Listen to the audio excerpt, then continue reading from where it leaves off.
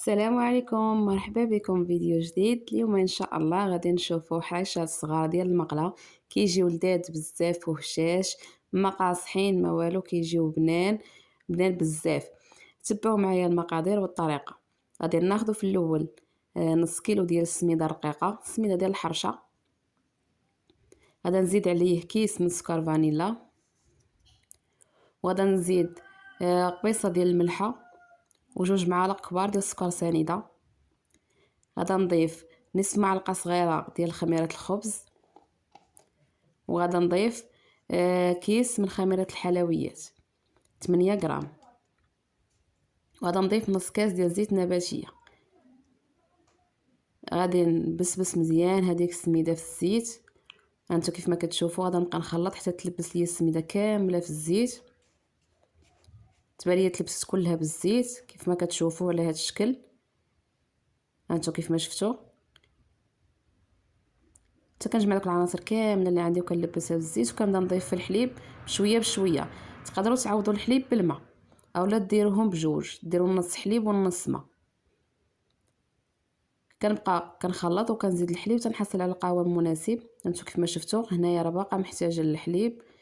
غادا نزيد، غادا نخليها مرخوفه، خاص الخليط يكون مرخوف. هي راه كتجمع ملي كنخليوها ترتاح كتجمع.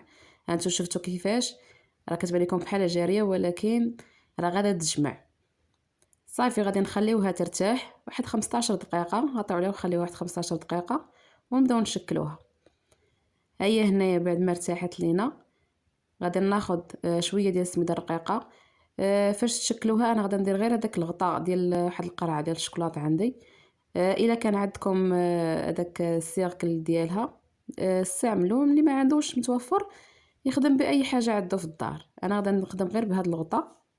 غادي نبقى نشكل بحال هكا كويرات كندوزهم في السميده الرقيقه صافي، وكنشكلها في هذاك الغطاء، وكنكون مسخنين المقله مزيان، وكنقصوا النار كنخليو النار متوسطه صافي، وكنبداو نطيبوا فيهم. كنشكلوا كويرات على هذا الشكل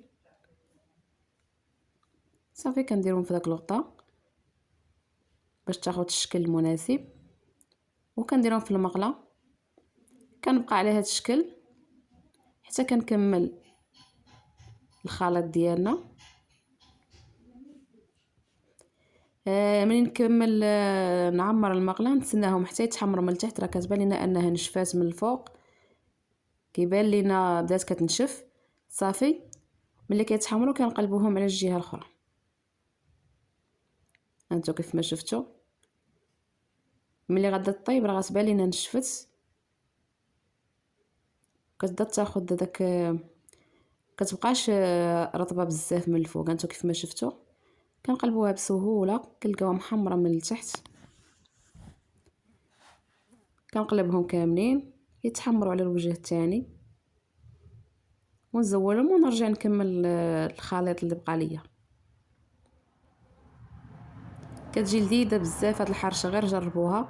كتجي هشيشه، كتجي بنينه بزاف، بحال في الكوتي اولا في الفطور كتجي بنينه بزاف وساهله. ما فيهاش شي مقادير اللي هما صعاب، بسيطه بالزربه تتوجد، ما كتعطلش.